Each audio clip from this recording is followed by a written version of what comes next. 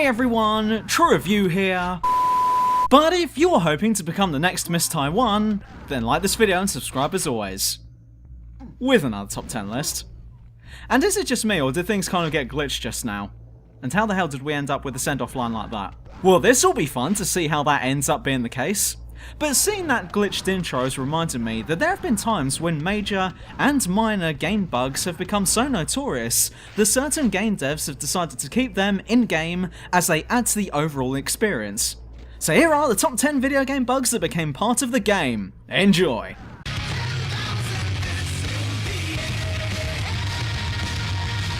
The Falador Massacre. I've wanted to talk about this since I found out about it recently, and as said before, occasionally I'll make a video based on something I've experienced or something I've heard, so thanks to RuneScape for this following entry because this is one hell of an event. RuneScape is a classic MMORPG that's been around for a very long time now, and was for many gamers, including myself, one of the first and most memorable MMOs we'd ever played. Set in an expansive world, players were allowed to pretty much do everything that MMOs of today let us do, and the free service helped us kids who couldn't afford the subscription. It also included PvP as well, though this could only be activated in certain sections of the game, preventing players from just going around killing other players whenever they wanted. Except on one occasion. On the 6th of June 2006, the first player-created home was created by a player called Cursed You. A large viewing was held at said house, and many players went over to see what a player-created house looked like. Inside were the usual rooms you'd expect to find, bedrooms, kitchen, and a combat ring where players could PvP. Keep that last one in mind as it's going to come up again soon. The problem was with this, however, was that there were too many players that came to visit, leading to severe lag around the house. To solve this, the host decided to kick everyone out of the house and end the event, including those who were, at the time, in the combat ring. After being ejected from the house, those players who were in the combat ring found out that the ability to PvP other players, that usually not be allowed outside of PvP zones, hadn't been removed, and after learning this, all hell broke loose. Countless players were killed by these players, finding that they couldn't attack back, and all of these players ended up losing money and gear that they were carrying at the time. This all ended about an hour after it began, when the developers got wind of what was going on and temporarily shut down the servers in order to fix the problem. The ringleaders were permanently banned from the game, but any item or money that was lost was never returned to the victims. But as for why this is on the list, the game devs decided to include this event as part of the game's lore, becoming known as the Falador Massacre. 10 years later, a special event was held to commemorate this bug taking place, including quests, raids, and a boss fight too.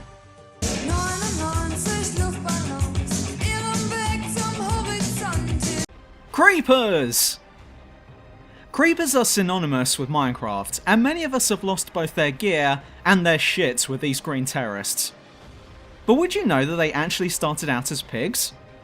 Notch, the creator of Minecraft, initially tried creating pigs with the minimal developing tools that he had at his disposal. But while the end result didn't look anything near like how he wanted them to, he did quite like this new creation, thus colouring them green and giving them the ability to explode. Little did he know these dudes would be terrorising players even to this day.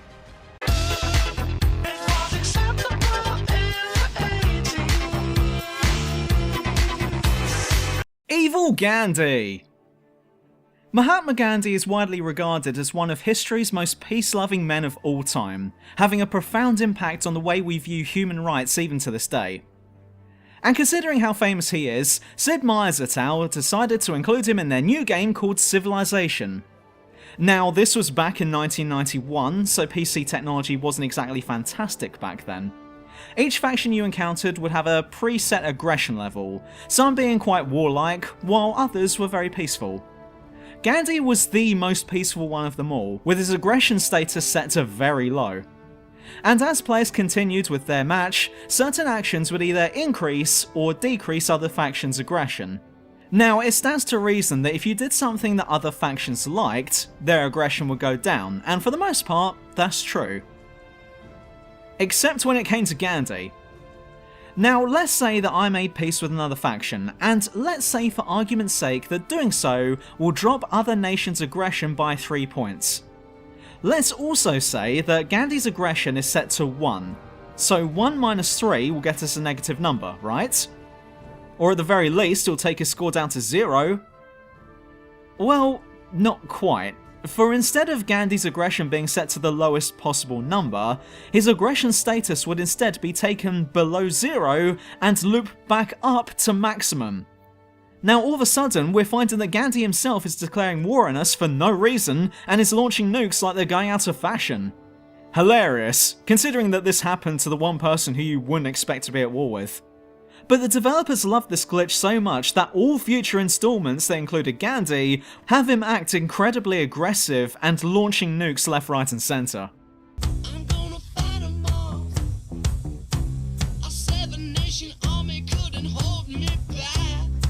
Skiing!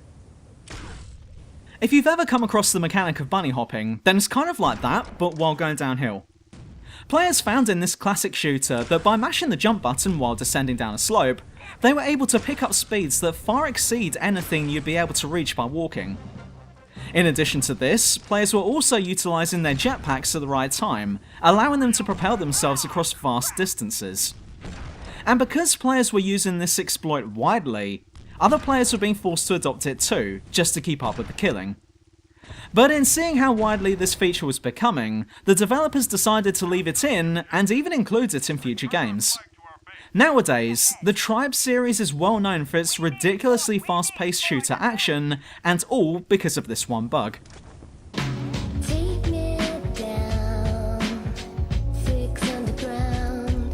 Easter eggs! Back in the Stone Age of video gaming, Atari was standing there as king of the world. Unfortunately for their developing team though, they never got to share in this glory with their CEOs because crediting wasn't exactly practiced back then. Except in one case where one disgruntled worker decided to pull one over on his bosses. In 1979, an Atari game came out called simply Adventure.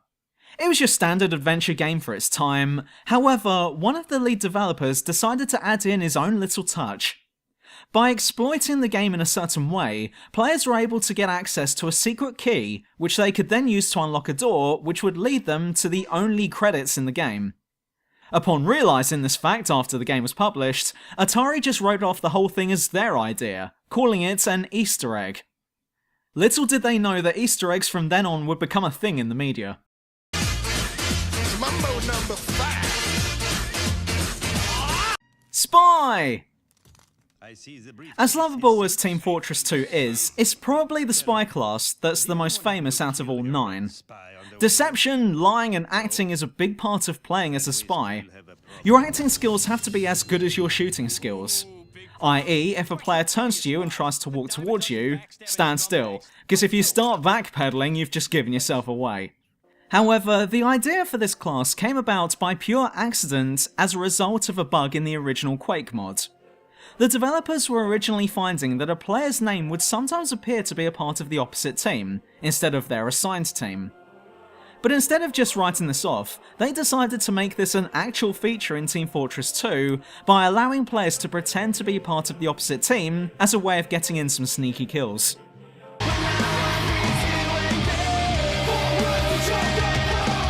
Aggressive cops! Grand Theft Auto is possibly the biggest gaming franchise out there right now, and this is amazing, considering that this series almost didn't happen, and only did happen because of a bug in the original game's code. In 1995, the American developing company known as DMA Designs were working on a game called Race and Chase, in which you were given missions as either a cop or a criminal, and had to complete the mission without messing up.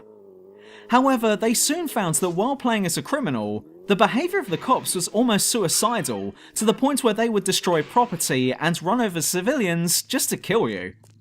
And it was at this point that they decided that this unintentional bug of theirs was actually making the game more entertaining. So instead of patching it out, they left the bug in, changing their name to Rockstar North, and changed the name of their game to Grand Theft Auto.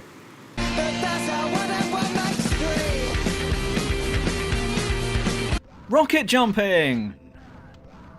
Not all bugs ruin a game, as some of them, as we've seen, actually improves the game considerably. Well, the original Quake found this too, with the massively exploited ability known as rocket jumping.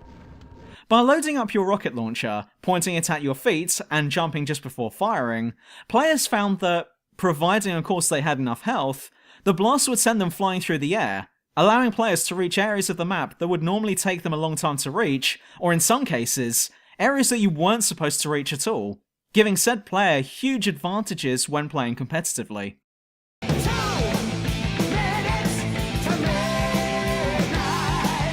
Combos!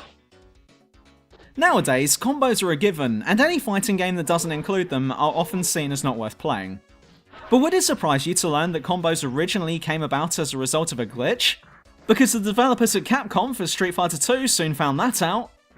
It was discovered that by cancelling a move mid-move, players were able to execute another move in quick succession, and if chained up correctly, the opposing player would have an incredibly tough time defending against such an onslaught. But considering the time of such moves, as well as having to memorise a whole sequence of buttons, combos were left in as it was considered both a challenge and a reward to more skilled players for being able to pull off such a sequence of moves. Another one bites the dust. Another one bites the dust. Difficulty curve! Though this may be a loaded statement, there is an argument out there that claims that the original Space Invaders was responsible for inventing the difficulty curve. Though if that's true, this one was also done on accident.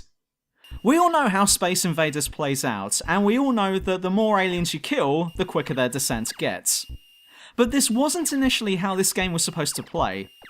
But due to the hardware limitation of the time, that couldn't handle so many sprites moving quickly at the same time, the developers found that the gameplay was being slowed down by the arcade's processors.